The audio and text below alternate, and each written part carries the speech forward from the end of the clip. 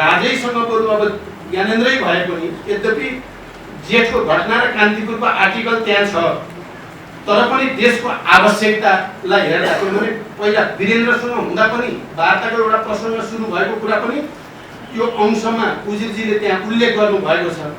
हाम्रो एकजना केन्द्रीय सदस्यको चाहिँ वार्ता भएकै थियो। सिधा कुरा भएको भनेको चाहिँ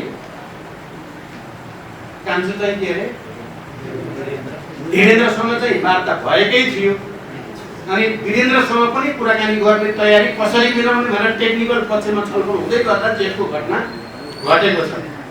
जेठ 19 को घटना त्यसरी घट्नु त्यो सन्दर्भमा घट्न गएको छ। यो प्रसङ्ग भन्दा पनि मैले युवराजीको कुरालाई फेरि पनि कहाँनिर ल्याएर टुङ्ग्याउन खोजेको हो भने हामीले भरियासँग होइन मालिकसँग नै वार्ता गरेर समस्या समाधान गर्ने भन्दा हाम्रो चाहना चाहिँ अब देशभित्रै शान्ति प्रक्रिया होस्, देशभित्रकै शक्तिहरूको बिचमा राजनीतिक समझदारी होस् भन्ने हाम्रो चाहना थियो भन्न म चाहन्छु।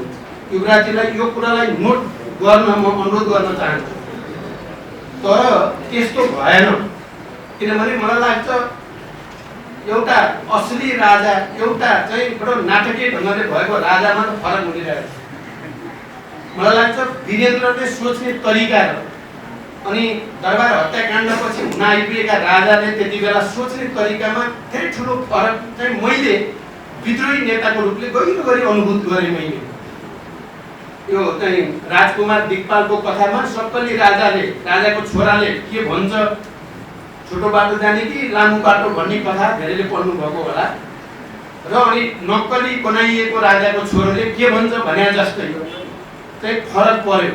फरक परेपछि परिस्थिति भिन्न ढङ्गले, किन शान्तिमा त देशमा आउनु नै थियो, शान्तिमा त देशलाई ल्याउनु नै थियो।